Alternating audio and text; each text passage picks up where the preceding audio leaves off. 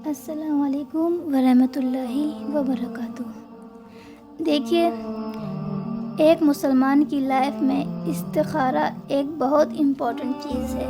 استخارہ اپنے فیوچر کے معاملات میں اللہ سے خیر مانگنے کا نام، اور رسول اللہ صلی اللہ علیہ وسلم صحابہ کو استخارہ اس طرح سکھاتے تھے جس طرح قرآن کی کوئی سورت سکھاتے ہیں۔ اللہ اکبر۔ اور دیکھیے، صرف شادی بیاہ کے معاملے میں استخارہ نہ کریں، بلکہ اپنی زندگی کے ہر معاملے میں آپ استخارہ کر لیا کریں، کیونکہ ہمارے لیے کیا بہتر ہے، ہم سے زیادہ ہمارا اللہ جانتا ہے، ہم نہیں جانتے۔ پہلے کچھ سمجھدار لوگوں سے، سنسیئر لوگوں سے، نیک لوگوں سے مشورہ کر لیا کریں اور پھر استخارہ کر لیا کریں۔ ٹھیک ہے، اچھا۔ اب ایک مسئلہ اور ہے کہ کیا استخارہ صرف عشاء کے بعد ہی کرنا چاہیے؟ ہمارے یہاں استخارے کرنے کے کئی طریقے مشہور کیے ہیں۔ عشاء کی نماز کے بعد بنا کسی سے بات کیے 2 رکعت نفل پڑھ لیں، اس کے بعد استخارے کی دعا پڑھ کر سو جائیں۔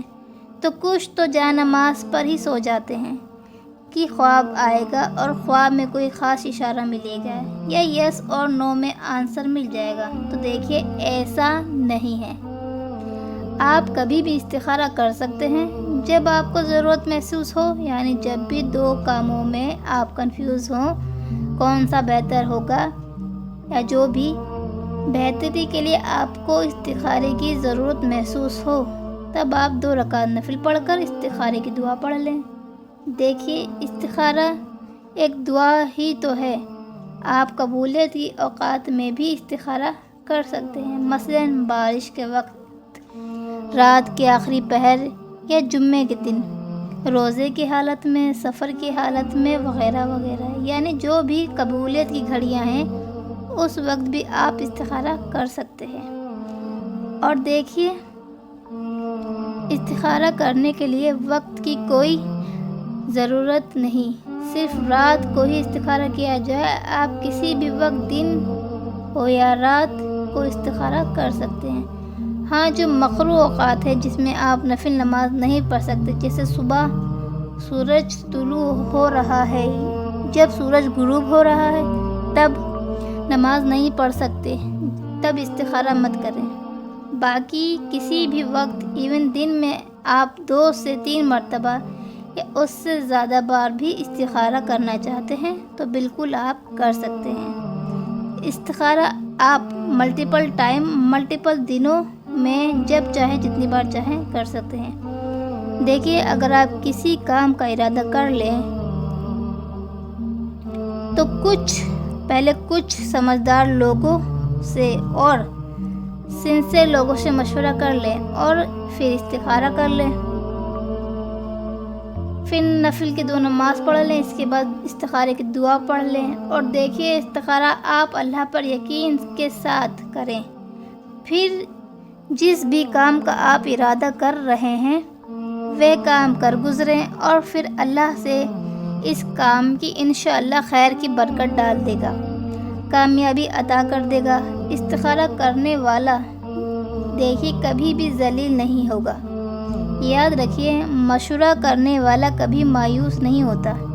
اس لیے جب بھی کسی کام کا ارادہ کریں، کوئی ڈیسیژن لینا چاہتے ہوں تو نیک لوگوں سے مشورہ کریں، اللہ سے استخارہ کر لیا کریں۔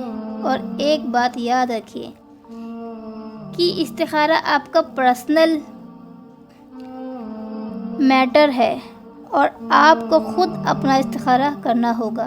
کوئی بھی آن لائن یا آف لائن پیسے لے کر آپ کا استخارہ نہیں کر سکتا۔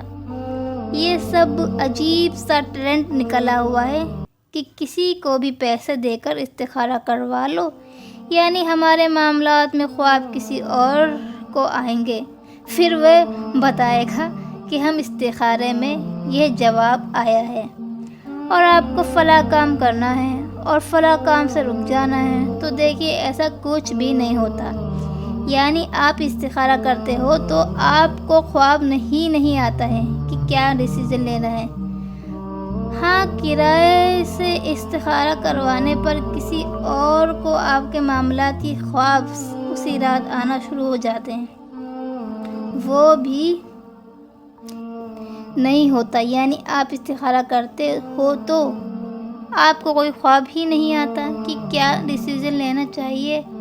ہاں، کرائے سے استخارہ کروانے پر کسی اور کو آپ کے معاملات کے خواب اسی رات آنا شروع ہو جاتے ہیں، وہ بھی یس اور نو میں۔ یعنی ریڈ سگنل ہو گیا، گرین سگنل ہوگا، اس کے برابر سارے سگنل نظر آ جاتے ہیں۔ واللہ عالم یہ لوگ کیسا کر لیتے ہیں۔ دیکھیے، کسی اور سے استخارہ کروانا جائز نہیں ہے، اس لیے آپ اپنا استخارہ خود کریں اور اللہ پر یقین کے ساتھ کریں۔ انشاءاللہ تعالی آپ کے معاملات میں خیر اور برکت پیدا کر دے گا اور کامیابی حاصل ہوگی۔ جزاکم اللہ خیرا۔